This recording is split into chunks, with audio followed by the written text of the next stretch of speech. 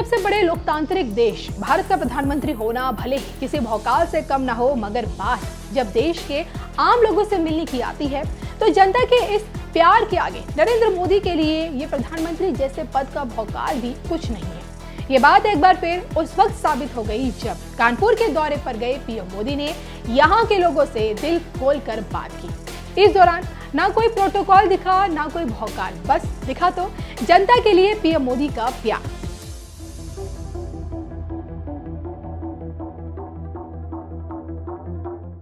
ये भावुक कर देने वाला पल है उत्तर प्रदेश के कानपुर जिले का, जहां देश के प्रधानमंत्री नरेंद्र मोदी ने सरकारी योजनाओं के लाभार्थियों के साथ खुद मुलाकात की और सीएम योगी और डिप्टी सीएम केशव प्रसाद मौर्य के साथ लाभार्थियों से मिलने गए पीएम मोदी इस दौरान बेहद मिलनसार नजर आए और यहां तक कि लाभार्थी भी प्रधानमंत्री के सामने बेहद सहज दिखाई दिए, जैसे मानो वो कोई प्रधानमंत्री से नहीं अपने ही बीच के किसी शख्स से मुलाकात कर रहे हों। लेकिन पीएम मोदी को लेकर ये लाभार्थियों का अपनापन ही तो था, जो एक मुस्लिम महिला उनसे अपनी तकलीफ सुनाते सुनाते फफक फफक कर रोने लगी।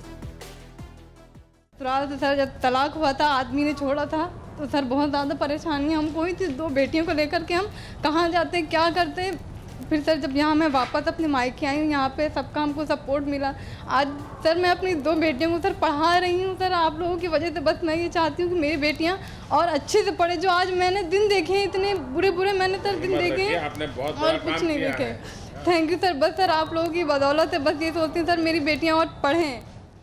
तो रोते हुए पीएम मोदी को अपना दर्द सुना रही इस महिला का नाम फरजाना है, जिन्हें उनके पति ने करीब 4 साल पहले ही तलाक दे दिया था और ऐसे में उनके सामने सबसे बड़ा संकट ये था कि वो अपनी 2 बेटियों के साथ कहां जाए, क्योंकि हमारे समाज में शादियों के बाद ससुराल ही घर माना जाता है और ससुराल से ही अगर किसी को निकाल दिया जाता है तो मायके में भी रहना उस बेटी के लिए आसान नहीं होता। बस यही दर्द सुनकर ये महिला पीएम मोदी के सामने रोने लगी।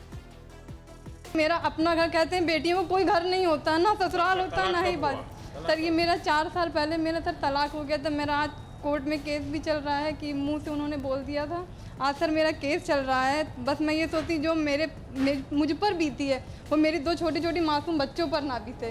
बच्चों को पढ़ाइए, वो बिल्कुल आत्मविश्वास है। पति ने बस जुबान से तलाक तलाक तलाक बोल दिया और इसी के साथ सारा दर्द इस महिला के हिस्से में आ गया। लेकिन इसके बावजूद फरजाना ने हिम्मत नहीं हारी और प्रधानमंत्री स्वनिधि योजना के तहत पिछले साल 10,000 रुपए का लोन लेकर फास्ट फूड का छोटा सा काम शुरू किया। तो कानपुर के किदवई नगर की रहने वाली फरजाना की जिंदगी आज सही से बीत रही है और वो इस काम के जरिए ही खुद के साथ साथ अपनी दोनों बेटियों की भी परवरिश कर रही हैं। तो महिला के इसी जज्बे को देखकर पीएम मोदी ने भी उनके सिर पर हाथ रखकर उन्हें आशीर्वाद दिया और फरजाना नाम की ये महिला पीएम मोदी से बात करते करते इतनी सहज हो गई कि उनसे एक फोटो खिंचवाने का भी जिक्र कर दिया। और फिर क्या था, पीएम मोदी ने भी महिला की इस इच्छा को पूरा करने के लिए सीएम योगी को भी बुला लिया और दोनों के साथ इस महिला ने एक फोटो भी खिंचवाई जिसे वो अपनी दुकान पर लगाना चाहती हैं। इसी दौरान एक नज़ारा ऐसा भी देखने को मिला जब महिला ने पीएम मोदी से कहा कि आप मेरे सिर पर हाथ रख दीजिए, बहुत अच्छा होगा। और जिसके बाद तो देखिए पीएम मोदी ने भी सिर पर हाथ रखकर खूब आशीर्वाद दिया। आना चाहती हूँ सर, सबका निकल मेरे सर पे जाएगा। रख दीजिए, बहुत चलिए बेटा, सुखी रहो। अब आपको बता दें कि निराला नगर रैली में आए कई योजनाओं के 25 लाभार्थियों से पीएम मोदी ने इसी तरह से अपनों की तरह बात की और उनके बीच करीब 17 मिनट गुजारे। पीएम मोदी से बात करके लाभार्थी भी बेहद गदगद नजर आए और कुछ लाभार्थियों ने तो यहाँ तक कह दिया कि उन्हें महसूस ही नहीं हुआ कि देश के प्रधानमंत्री से वो लोग बात कर रहे हैं। उन्हें लगा कि घर का कोई सदस्य उनसे बात कर रहा है।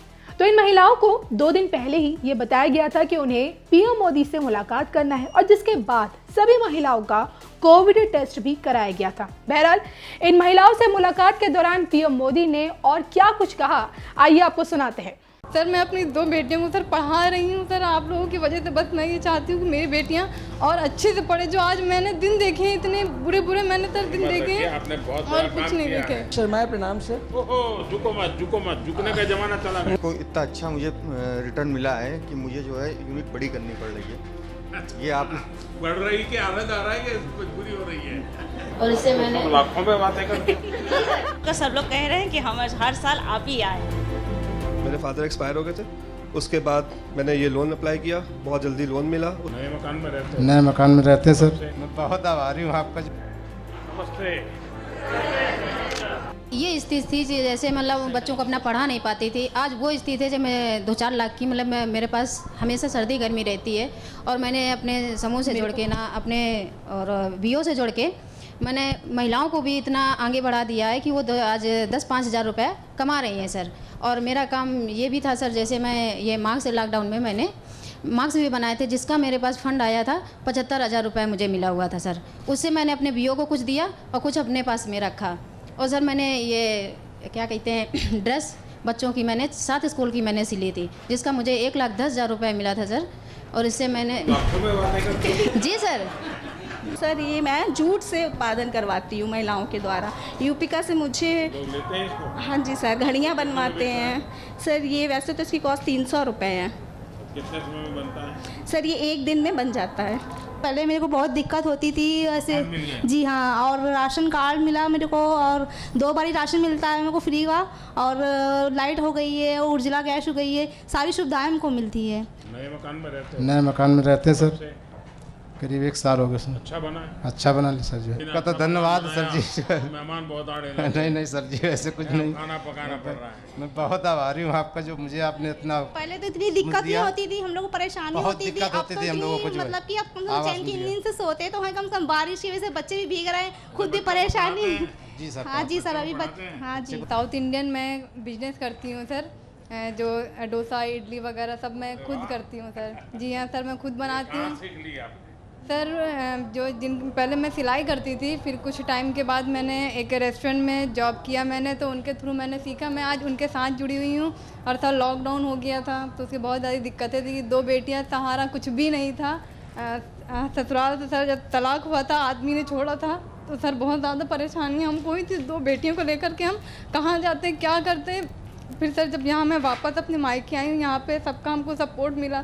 आज सर मैं अपनी 2 बेटियों को सर पढ़ा रही हूँ सर, आप लोगों की वजह से। बस मैं ये चाहती हूँ कि मेरी बेटियाँ और अच्छे से पढ़े। जो आज मैंने दिन देखे हैं, इतने बुरे बुरे मैंने सर दिन देखे हैं, आपने बहुत और कुछ नहीं देखे।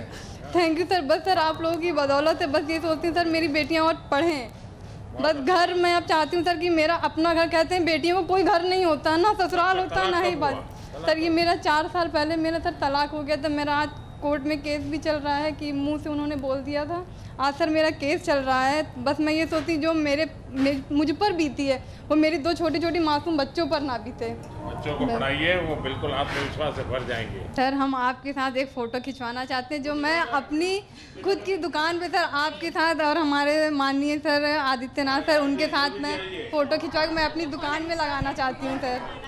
सबका निकल मेरे सर पे जाएगा। रख दीजिए। बहुत चलिए बेटा, अच्छा सुखी रहो। सिलाई करते हैं सर जी विजयनगर में, और हमने सिलाई सिखाते भी हैं और 10-20 लोग के हम सिखाते भी हैं। हम वही सोच रहे हैं कि बड़ा अब अवसर करें आपके जो राशन मिला लॉकडाउन में सबको, गरीबों का, सबकी कृपा है। आप लोग सब लोग विजयनगर से, आप लोग का सब लोग कह रहे हैं कि हम हर साल आप ही आए। मैं स्वनिधि योजना की तरफ से हूँ। मेरे पास भी कोई काम नहीं था लॉकडाउन के पहले। जब लॉकडाउन लगा था तभी मैंने भी ऐसे ही किया था। मुझे पैसे मिले थे लॉकडाउन में। मेरा इशू हुआ था लोन बैंक ऑफ बड़ौदा की तरफ से, वहाँ से मिला था, तब मैंने अपने मार्क्स बनाने शुरू किए थे।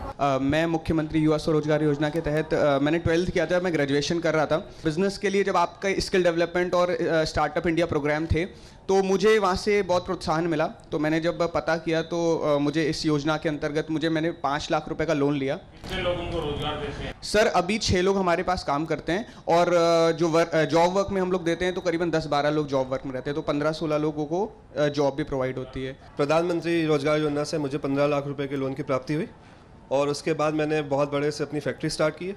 इस समय 10 से 12 लोगों को रोजगार दे रखा है। कुछ सर सब कुछ बनाते हैं, बिस्किट से लेकर केक से लेकर जितना कुछ बेकरी में बनता है सब अपना बनाते हैं। एगलेस बेकरी स्टार्ट की है मैंने। पहले परिवार में ये व्यवसाय था आपने? नहीं सर, कुछ नहीं था। मेरे फादर एक्सपायर हो गए थे, उसके बाद मैंने ये लोन अप्लाई किया, बहुत जल्दी लोन मिला। उससे मैंने खुद से अपना ही बिज़नेस स्टार्ट किया। मैंने डिप्लोमा लिया बेकरी में। बाई चांस मेरे स्टाफ चले जाता तो मैं उनको मोटिवेट करता हूँ कैसे बनाना है, कैसे कुकिंग करनी है, और बहुत अच्छे से सर। सर मैंने आपके PMEGP मतलब आपके थ्रू मुझे लोन प्राप्त हुआ है और मैंने सुपर फूड मैन्युफैक्चरिंग 10 लाख का, हाँ जी, और अभी मैंने सुपर फूड मैन्युफैक्चरिंग का काम स्टार्ट किया है। सर मैं प्रणाम सर। ओहो, झुको मत, झुकने का जमाना चला गया। अपना काम शुरू करा एक छोटे से रूम से, फिर 3 साल दौड़ने के बाद जब नहीं sir, leather goods and accessories का है, तो पहले दिन से ही मैंने एक अपना ब्रांड लॉन्च कर दिया था बूहा और मानो के नाम से। और सर ODOP के अंतर्गत मुझे 30 लाख का लोन मिला था। सर समझिए कोविड में उस लोन ने मेरे लिए एक तरह से संजीवनी का काम करा। मुख्यमंत्री युवा स्वरोजगार योजना से मुझे लाभान्वित हुआ हूँ। 15 लाख का लोन लिया था सर, उसमें मुझे जो 25% सब्सिडी मिली थी। अब सर उसको इतना अच्छा मुझे रिटर्न मिला है कि मुझे जो है यूनिट बड़ी करनी पड़ रही है। ये आप बढ़ रही कि आनंद आ रहा है कि मजबूरी हो रही है? चलिए, आप सबको बहुत शुभकामनाएं। आपने पूरी ईमानदारी के साथ अपने पास जो कौशल्य था उस कौशल्य को जोड़ दिया और उसका परिणाम ये आया कि आज आप बहुत तेजी से आगे बढ़ रहे हैं। तो मेरी आपको बहुत शुभकामनाएं, बहुत बहुत धन्यवाद।